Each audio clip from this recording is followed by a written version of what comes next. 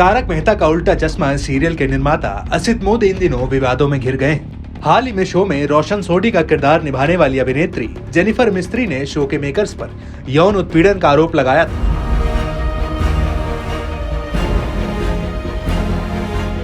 अब शो की एक और एक्ट्रेस रही मोनिका भदौरिया ने सेट पर अपने साथ टॉर्चर का आरोप लगाया है। मोनिका इस शो में पहले बावरी का किरदार निभाती थी। शो में बावरी की भूमिका निभाने वाली मोनिका भदौरिया ने आरोप लगाया है 2019 में शो छोड़ने के बाद निर्माताओं ने उन्हें 3 महीने का बकाया नहीं दिया है। हिंदुस्तान टाइम्स के साथ बात करते हुए मोनिका ने कहा, मैंने 1 साल से अधिक अपने पैसे के लिए लड़ाई लड़ी। उन्होंने हर कलाकार का पैसा रोक रखा है, चाहे वो राजनाथ कट हो, गुरुचरण सिंह भाई। उन्होंने ऐसा सिर्फ टॉर्चर करने के लिए किया है। उनके पास पैसे की कमी नहीं है।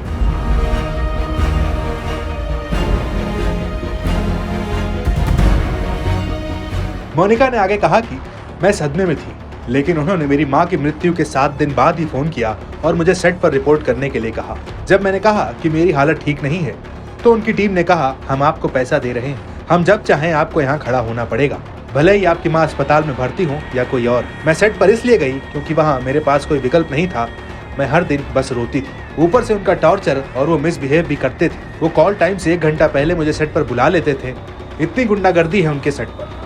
वहीं मोनिका भदौरिया ने असित मोदी के रवैये पर भी बात की। उन्होंने कहा कि असित मोदी कहते हैं कि मैं भगवान हूँ, जिसके कारण कोई भी कलाकार उनके खिलाफ नहीं बोलता है। एक्ट्रेस ने बताया कि जो भी लोग शो में काम कर रहे हैं वो उनके खिलाफ कुछ नहीं बोलेंगे। यहाँ तक कि उन्होंने मुझसे मीडिया में उनके बारे में बुरा ना बोलने के लिए एक कॉन्ट्रैक्ट पर हस्ताक्षर भी करवाए थे। जेनिफर मिस्त्री भी तब बोली हैं जब दूसरे शो छोड़कर चले गए। जब उनके साथ ये चीजें हुई तो उन्होंने आवाज उठाई, सबको अपनी नौकरी बचानी है। असित मोदी ने जितना टॉर्चर किया है उतना किसी ने नहीं किया है। अभिनेत्री ने आरोप लगाया है कि शो के कार्यकारी निर्माता सोहिल रमानी ने नट्टू काका को गाली तक दी थी। साथ ही उन्होंने कहा कि उन्होंने मुझसे 6 महीने के बाद फीस बढ़ाने के लिए कहा था, लेकिन उन्होंने ऐसा नहीं किया।